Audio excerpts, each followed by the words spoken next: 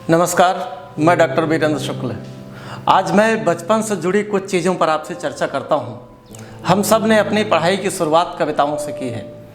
जब हमें अक्षर ज्ञान नहीं था तब भी हमें कविताएं याद थीं।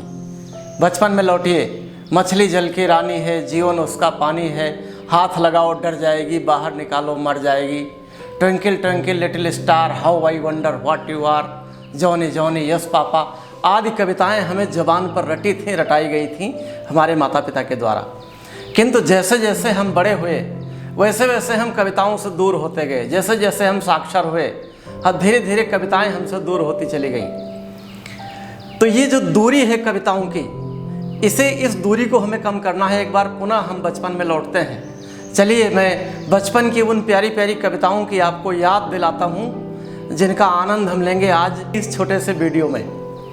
एक छोटी सी कविता बचपन में आपने ज़रूर पढ़ी होगी, कक्षा 1 या 2 में। लाठी लेकर भालू आया छम छम छम, ढोल बजाता मेढक आया ढम ढम ढम, मेढक ने ली मीठी तान और गधे ने गाया गान।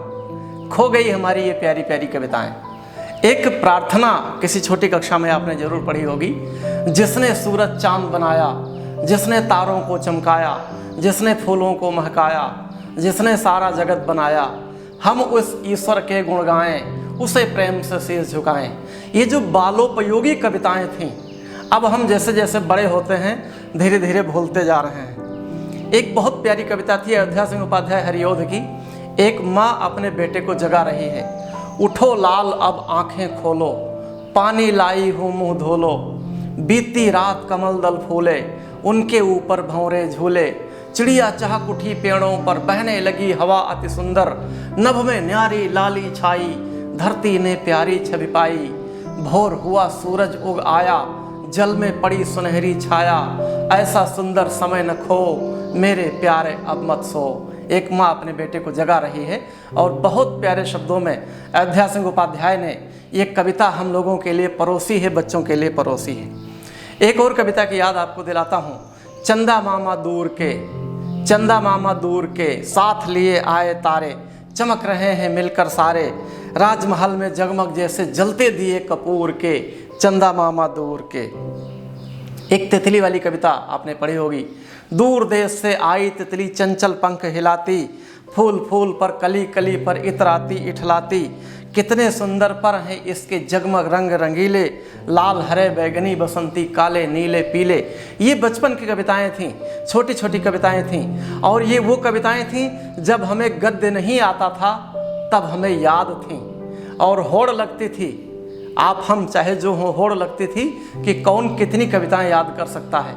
खासकर अपने अपने हिंदी की पुस्तक की पहली कविता हम जरूर याद करते थे और होड़ करके अपने शिक्षक को सुनाया करते थे, एक दूसरे को सुनाया करते थे। एक और कविता थी गांधी जी पर, हम सब, सोहनलाल द्विवेदी की कविता। हम सबके थे प्यारे बापू, हम सबके थे प्यारे बापू, सारे जग के न्यारे बापू, कभी न हिम्मत हारे बापू, भारत के उजियारे बापू, लगते तो थे दुबले बापू, पर ताकत के पुतले बापू, सदा सत्य अपनाते बापू, सबको गले लगाते बापू। तो ये छोटी छोटी कविताएं अब धीरे धीरे हमसे दूर हो रही हैं। इन्हें हमें एक बार फिर से याद करना है और सबको याद करना है, सुनना है, सुनाना है, जिससे हम फिर बचपन में लौट सकें। बचपन को हमेशा संग लेकर चलना चाहिए। नन्हे नन्हे हाथों को चांद सितारे छूने दो। मुझे निजा फाजली याद आ गए, निदा फाजली साहब याद आ गए कि नन्हे बचपन के नन्हे हाथों को चांद सितारे छूने दो, 4 किताबें पढ़ करके ये हम जैसे हो जाएंगे। तो चलिए एक बार फिर से मैं आपको बचपन में लौटाता हूँ। वीर तुम बढ़े चलो, धीर तुम बढ़े चलो, साथ में ध्वजा रहे, बाल दल सजा रहे, ध्वज कभी झुके नहीं, दल कभी रुके नहीं। ये भी कविता आपने जरूर अपने बचपन में पढ़ी होगी। और एक चित्र आपके मन में बनाता हूँ। एक बालक अपनी छत पर खड़ा है, काली काली घटाएं घिरी हैं, बारिश हो रही है, बच्चा भीग रहा है। ये चित्र आपको जरूर याद आया होगा। बालक कहता है, अम्मा जरा देख तो ऊपर चले आ रहे हैं बादल, अम्मा जरा देख तो ऊपर चले आ रहे हैं बादल, गरज रहे हैं, बरस रहे हैं, दिख रहा है जल ही जल, हवा चल रही क्या पुरवाई, झूम रही डाली डाली, ऊपर काली घटा घिरी है, नीचे फैली हरियाली, भीग रहे हैं खेत बागबन, भीग रहा है घर आंगन, बाहर निकलूं मैं भी भीगूं चाह रहा है मेरा मन। तो ये बहुत प्यारी कविता थी। और एक कविता चांद का कुर्ता तो आप भूले नहीं होंगे। हट कर बैठा चांद एक दिन माता से यह बोला, सिलवा दो माँ मुझे ऊन का मोटा एक झिंगोला।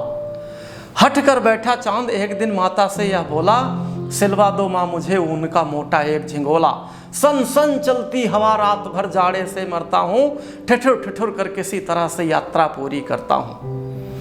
बच्चे की सुन बात कहा माता ने, अरे सलोने कुशल करें भगवान लगे मत तुझको जादू टोने। जाड़े की तो बात ठीक है पर मैं डरती हूँ, एक नाप में कभी नहीं मैं तुझको देखा करती हूँ। कभी 1 अंगुल भर चौड़ा, कभी 1 फुट मोटा, और बड़ा तू हो जाता है और किसी दिन छोटा। घटता बढ़ता रोज किसी दिन ऐसा भी होता है, नहीं किसी की आंखों को तू दिखलाई पड़ता है। अब तू ही बता नाप तेरी किस रोज लिवाएं, सीधे एक झिंगोला जो हर रोज बदन में आए। यह था चांद का कुर्ता जिसे रामधारी सिंह दिनकर ने लिखा था। बहुत प्यारी बचपन की कविता थी जिसे हम सब ने कक्षा 4 में पढ़ी थी। अब एक और प्यारी कविता की याद आपको दिलाता हूँ, चूहों की सभा। बिल्ली के गले में घंटी बांधने वाली जो कविता थी वो आपको सुनाता हूँ, आपको याद दिलाता हूँ। एक बार की बात सभी चूहों ने मिलकर की एक सभा परेशान बिल्ली से होकर। एक बार की बात सभी चूहों ने मिलकर की एक सभा परेशान बिल्ली से होकर। लगे सोचने कैसे इससे जान बचाएं, घूमे हो निश्चिंत और आनंद मनाएं। एक एक कर आए तो प्रस्ताव बहुत, किंतु उनमें से पास कोई नहीं हो सके।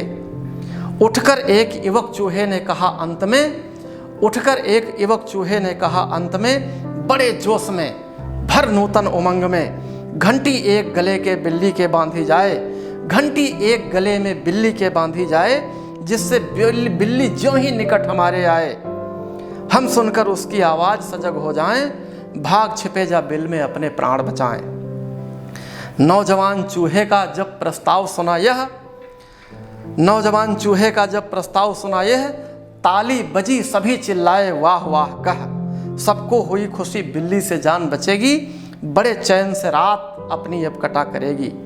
किंतु एक बूढ़ा चूहा कोने से उठकर बोला, भाई प्रस्ताव बड़ा है सुंदर, लेकिन मुझे बताओ सोच समझकर, कौन गले में बांधेगा घंटी बिल्ली के।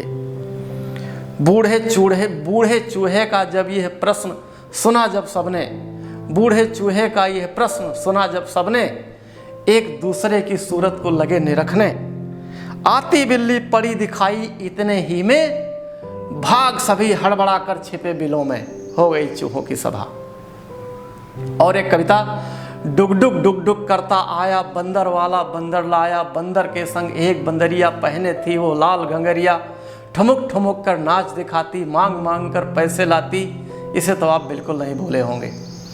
एक और प्यारी कविता याद कीजिए, वो घड़ा जिस पर एक कौवा बैठा है, कौवा प्यासा है। तो कविता क्या थी कि तेज धूप से कौवा प्यासा, पानी की थी कहीं ना आशा। तेज धूप से कौवा प्यासा, पानी की थी कहीं ना आशा। एक घड़े में थोड़ा पानी देख हुई उसको हैरानी, कुछ सोचा फिर लाया कंकड़, लगा डालने एक एक कर। ज्यों ज्यों कंकड़ पड़ता जाता, त्यों त्यों पानी चढ़ता जाता। ऊपर तक पानी चढ़ आया, मेहनत का फल उसने पाया। पानी पीकर प्यास बुझाई, मेहनत का फल है सुखदाई। तो ये एक सुंदर सी कहानी को कविता में ढाल दिया है हमारे कवियों ने, और एक प्यारी सी सीख प्यारे प्यारे बच्चों को भी दी है कि मेहनत का फल हमेशा मीठा होता है। एक और कविता थी जो कि सोहनलाल द्विवेदी जी की थी। पर्वत कहता शीश उठाकर तुम भी ऊंचे बन जाओ, सागर कहता है लहराकर मन में गहराई लाओ। पर्वत कहता शीश उठाकर तुम भी ऊंचे बन जाओ, सागर कहता है लहराकर मन में गहराई लाओ। धरती कहती धैर्य न छोड़ो, कितना भी हो सिर पर भार। नभ कहता तुम फैलो इतना कि ढक लो सारा संसार। तो ये और एक दो कविताएं मैं आपको याद दिलाता हूँ। एक कविता थी वीरों की पूजा। श्याम नारायण पांडे जी ने जौहर, जो उनका अप्रतिम काव्य है, उसमें लिखा था। वो कविता आप जरूर आपको याद होगी। और अगर आप भूल रहे हैं तो मैं आपको याद दिलाता हूँ। कविता थी कि थाल सजा कर किसे पूजने चले प्रात ही मतवाले, कहाँ चले तुम राम नाम का पीतांबर तन पर डाले, चले झूमते मस्ती से तुम। एक सन्यासी चल पड़ा है तो कवि उससे प्रश्न कर रहा है। कवि का प्रश्न सुनिए कि थाल सजा कर किसे पूजने चले प्रात ही मतवाले, कहाँ चले तुम राम नाम का पीतांबर तन पर डाले, चले झूमते मस्ती से तुम क्या अपना पथ आए भूल, कहाँ तुम्हारा दीप जलेगा कहाँ चढ़ेगा माला फूल, इधर प्रयाग ना गंगा सागर इधर न रामेश्वर काशी, यहाँ किधर है तीर्थ तुम्हारा कहाँ चले तुम सन्यासी। तो सन्यासी उत्तर देता है कि मुझे न जाना गंगा सागर मुझे न रामेश्वर काशी, तीर्थराज चित्तौड़ देखने को मेरी आंखें प्यासी, अपने अचल स्वतंत्र दुर्ग पर सुनकर बैरी की बोली, निकल पड़ी लेकर तलवारें जहां जवानों की टोली, सुंदरियों ने जहां देश हित जौहर व्रत करना सीखा, स्वतंत्रता के लिए जहां बच्चों ने भी मरना सीखा, वहीं जा रहा हूँ पूजा करने लेने सतियों की पदधूल, वहीं हमारा दीप जलेगा वहीं चढ़ेगा माला फूल, वहीं हमारा दीप जलेगा वहीं चढ़ेगा माला फूल। जय हिंद।